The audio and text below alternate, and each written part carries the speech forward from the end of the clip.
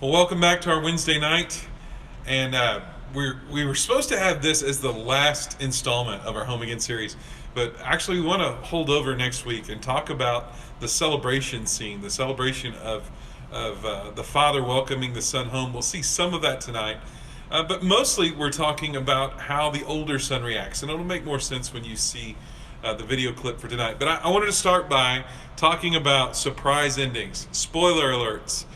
We did not see this coming. Who would have thought it would have ended that way? So Luke, what are some surprise endings? Spoiler alert. Yeah, well, one of my favorite movies is The Prestige, and I won't ruin it for you, but one of the greatest twists to the end of the story that I've ever seen before. That and more recently, Knives Out is another great movie with a huge surprise ending. Of course, the one that kind of leads them all is the I See Dead People of the M. Night Shyamalan Ding Dong movie with Bruce Willis and the little kid who sees the dead people. Yes. What's it called? The Sixth Sense. Sixth Sense. Sixth Sense. And so, if you haven't seen it, good luck with that. Yes. I talked about the Book of Eli, one of my favorite movies. And at the end, I'm not going to tell you. You want to know? But there's a pretty big But there's a good twist. Jackson was telling me he was reading the other day, and one of the books in the Chronicles of Narnia ends with the character being dead. Didn't know that they were this whole time already passed over. There was another movie like that with Nicole Kidman where they were the ghosts. Yes. Uh, Yes. What- Oh, I don't. I can't think of. what about books? Are there other books where you got to the end? To Kill a Mockingbird. Yes. I'm still upset that Tom Robinson wasn't found innocent, and I was just so upset. I remember reading that book, and I can still kind of feel my heart race to get to the end of the book and to find out that he was found guilty. Again, spoiler alert. Anything else? Surprise endings? There are a lot of them. Those are good ones, though. Luke, I am your father. Oh yeah. Big spoiler alert, right? Right. Yeah. What about just surprises? Have you ever just been totally taken aback, surprised? I love these videos. You'll see them. They're really viral of like you're at a family gathering and they're like, everybody put your arm around each other. And then they say, 1, 2, 3, we're pregnant. Yeah. And then the parents just like totally flip out. If you just need a good hard cry, a good ugly cry, go type in people returning, the soldiers Yes. returning home. That Oh, just man. for hours you could just watch those on a loop, but they show up in the middle of the game as the pitcher, or they come in the middle of school and tears, Yes. tears, ugly tears. What are there some good surprises? Have you had some good surprises? The best surprise. Leah, are you pregnant right now? You know that. You are? Yes, I am. I didn't want to say anything. That wasn't a super surprise. I wasn't sure, so I was The being- best surprise I've had, was beyond getting pregnant, because that wasn't really a surprise, was for my 30th birthday, Cameron planned a whole trip to Chicago, and I had no idea, and it was the best. It was a long time ago. It was a long time ago. Good that you remember that. Yeah. I mean, Really you get to a push- certain age. Yeah, really pushing those years. Oh, yeah. Surprises. I had two. One was my 18th birthday. Somehow, my friends just packed my house in San Antonio, and the girl I was dating at the time told me we were just going to go out and like dinner and a movie, and then forgot something back at home, and I don't even know where they parked, but we walked in, and the entire house was just filled with people, and they got me. I mean, they got me good. And then another surprise was my 30th birthday. Rhonda threw me a party, and I just honestly, I was surprised at how many people came. Was that the saddest thing? Like, I was like, oh, you you love me. You do love me. Surprises are good. There's a surprise in tonight's story because Jesus, when he told this story, it's been said that this is an old story, that it's not a parable that he created, but one that he made a twist ending to. And how the story went was the younger son, who had squandered his father's wealth, comes back and then is welcomed into the house as a servant and served the rest of the days of his life in the father's household. And so everybody's kind of listening to this story. Yeah, Jesus, we got it. And then, spoiler alert, Jesus makes the surprise ending. And we see that tonight. I have to say, this is not in the scripture. The son's response in scripture is very short. This is a little bit expanded, and I think well done. But watch tonight's reaction of the older son, and we'll come back and talk about it.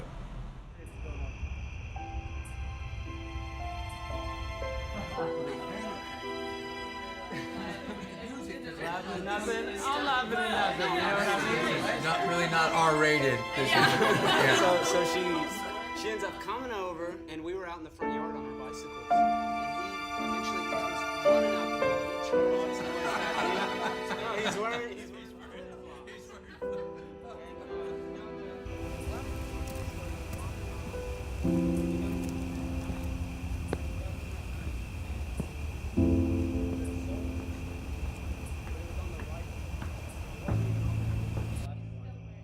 Yeah, he's still wearing them. And no, we didn't notice, but the right one's gone, which is funny. So the left one's still flat, still positive. The right one's completely gone.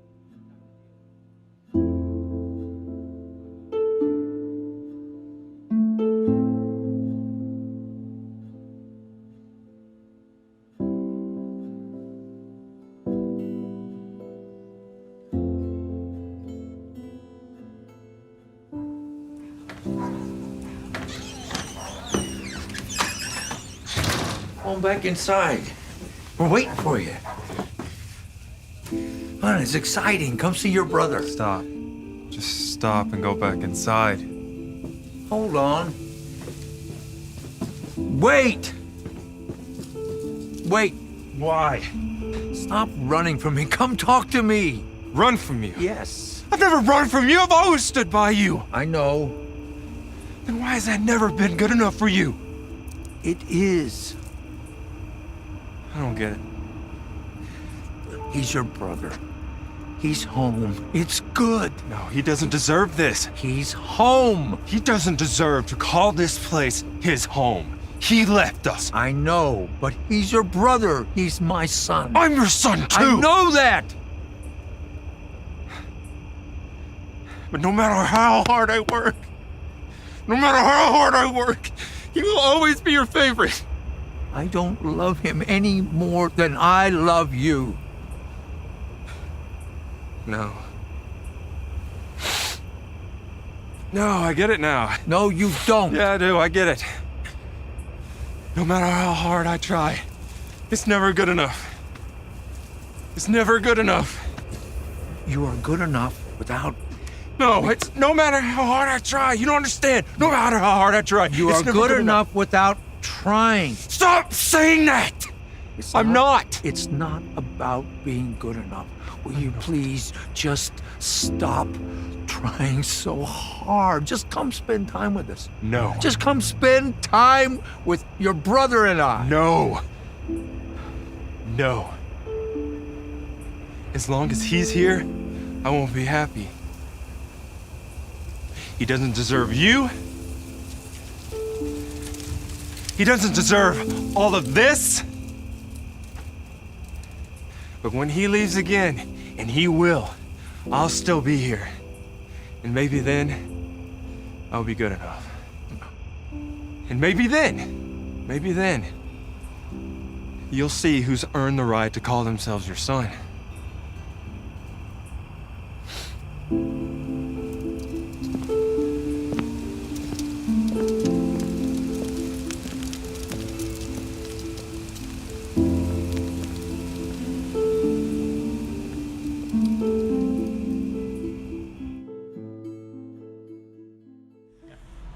And we're back. Okay, so I want to talk. Let's break this down, Luke. This relationship with the father and the older son. What do you think about it? Is this a healthy relationship? And what's good? What's bad? Yeah, it just seems a lot of the relationship is built off of the works that the older son feels like he does for the father. If you look back at episode 2, when the father is just asking him to stay, and he's just so adamant about, I need to go to the shop. I need to go check on the shop. I gotta go. And the father, all he wants him to do is stay. And so you really think about, well, what's the actual relationship with the father? And it seems here that it's solely based off of, look what I do for you, not the relationship that I have with you. Yeah, he leans into that word earn pretty hard. He talks about, that he'll realize one day that he's earned his place. Why do you think this son, Leah, feels this need to earn his... Is this on the father? Is this on the son? What's going on here? I think it's probably a bit of both, but I think it has to be internalized. The son feels like because his brother has fallen so short in his eyes that he needs to pick up the slack and should be acknowledged for it by his father giving him more love or more praise, and that would equal love to him. So how do we process this in salvation and grace? Have we earned salvation? Do we deserve salvation? How do we accept it as a meeting out of God's grace and not what's up to us to do? How do we balance that? Right. I don't know. It's so difficult to comprehend grace and salvation, because I think our entire lives we're raised upon this sort of, you do good works, you receive the reward, right? You do bad works, you receive punishment. It all goes back to that clip, moving your clip in like first, second grade, right? And if you keep on green, you get to go to the treasure chest at the end of the week, you get a prize. And so when it comes to, I think we treat our relationship with God the same way. Well, if I stay on green for a full week until next church, I should receive something, right? Where's my praise, right? I walk in the door of church, where's the confetti of you only sinned less than 10 times this week, right? Where, what is that? And so when we talk about grace and how it can't be earned, there's so much of our bodies that just can't compute, right? Well, because we base our motivation. That's where our motivation comes out, to do good, to be good, to behave. Right. And if it's not because I'm afraid of going to hell, or because I'm afraid of judgment, or whatever reason, I've always said grace is kind of a poor motivator. That just, because even, I'll be honest, I hear, oh, you get all the grace in God that you'd ever want and ever need. And it's like, okay, but if you give me that kind of grace, I'm going to squander it. I'm going to be, I'm going to be like the younger son who goes out and is frivolous with it.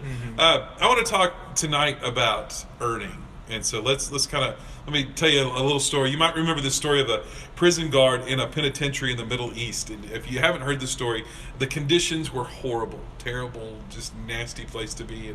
And the people that were incarcerated there, hardened criminals, political prisoners, tough place to be. And even the prison's warden, the people that oversaw the place, they were ruthless. And they themselves, we would consider them to be criminals. That they would, they could just, the horrific treatment of the prisoners there. It was a terrible place. And so under the leadership of these wardens, of these guards, prisoners were beaten, they were flogged, they were chained to the wall, they were humiliated. Can you get in your minds a picture of this place? The conditions were so bad that, in fact, one of the guards that worked there contemplated suicide. He thought about just ending his own life. And he thought, if this is the life that I have to live, then I'd rather not live it. But it was one of the prisoners there in the prison that shared the story of Jesus. I don't know if you remember the story or not, but the prisoner shares his story with the guard, and the guard becomes baptized, and because of his conversion, the entire family of that guard gets baptized. It's that story from Philippi. The penitentiary was in the 1st century. The prisoner was Paul and Silas.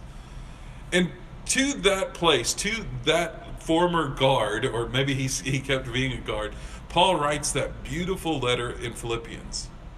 And he talks about how Jesus emptied himself. He came down to earth and he became a man. And he tells that story again. But then he says right at the end of that passage, it's Philippians 2:12. Therefore, my friends, as you've always obeyed, not only in my presence, but now much more in my absence, continue to work out your salvation with fear and trembling. For it is God who works in you to will and to act in order to fulfill his good purpose.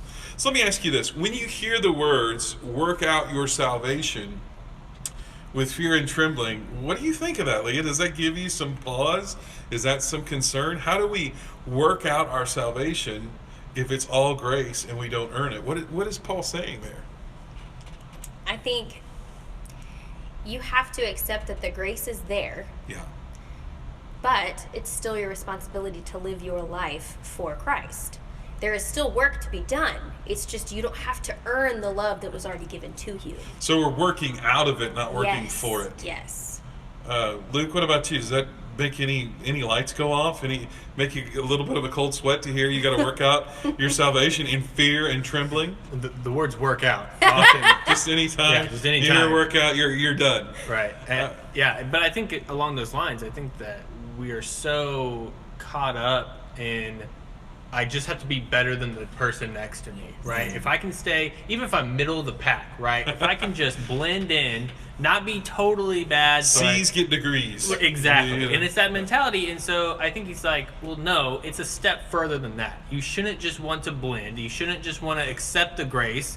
You should want to do something because of the gift you were given. You should want to go and work that out through your life. Yeah, work out is not work for. If Right. there's one thing that we can stand on, it's that that nothing we do adds to our salvation. Right. Our salvation changes, though, how we act and work. Ephesians 2:8-9, for it is by grace. You want to put that up, Luke? Go ahead. Yeah. Thank you. For it is by grace you've been saved through faith, and this is not from yourselves, it's the gift of God, not by works, so that no one can boast. And so we need to be careful here. We need to not mix up the idea that God is somehow opposed to effort. He's not opposed to us working out of our salvation. Dallas Willard, just a great writer, wonderful, wonderful thinker, says it a lot better than I do. And we're going to close. I'll let everybody get a last word, but I want to close with this thought. While it's true that we are saved by grace, that God alone is the author of our salvation, and it is impossible to change our wayward hearts on our own, it's also true that we have important responsibilities in this journey of discipleship. We must understand the critical truth that God is not opposed to people making an effort, but that God is opposed to using our effort to earn salvation. So God's not opposed to effort, but to earning. While God's grace birthed us into the kingdom, our continued cooperation with that grace grows us in the life of the kingdom. What do you like there? What do you hear from that you think that is right on? I like the continued cooperation with that grace is Yeah. what allows us. The older son could have come to his father and said, I'm struggling. This is hard. I need you to help me work this out. And instead he lets it become a barrier between him and God. And anything else, Luke, from that God's not opposed to effort, he's opposed to earning? Right. And, well, I think it goes back. The entire story and relationship between the two brothers could have been totally different if in the first scene when the brother walks out and the older brother goes out and confronts him, if at the end of that conversation the younger brother said, you know what, you're right. You know? And then now the older brother feels like, well, it's another good work I did. I saved him. It was me that saved him. However, it's the brother comes back on his own, right? And that's the resentment was, man, I even tried to save him and he still didn't come back, and now he wants to come back on his own, and now you just accept, right? And so it's that same idea of, that continued cooperation. He just after he said, nope, I'm going, boom, cut him off. Because when he passed by him again, he was like, this is what you get, right? You deserve this. There was no continued cooperation. So let's drive this home. What are the talking points tonight? Why would you rather earn than just receive? Why does it make us feel better to earn our way than to rely on grace? How do we communicate this to our kids, especially, that they're not loved because of what they do? We can still praise their works. We can still, we want to reinforce that good behavior. Yes. We want to give the warm fuzzies, but at the same time, we're not saying to them, your worth is tied to this. Anything else that you can think of that we might discuss? Kids, families at home. What's a good discussion point for tonight's lesson? Yeah, I think for siblings, it's always best to be the biggest cheerleader of your siblings instead of that rivalry that seems to always be there because of that, what you just talked about. It's that who's worth more, you've always loved them more, right? And it stated that tonight. Instead of seeing it like that, it's, man, we are both equally loved, so let's live in a place where that is shown. There's no favorites among God's kids. So that'd be a good place to stop. Hey, we hope you're blessed in your discussion and in your time tonight. Thanks for joining us.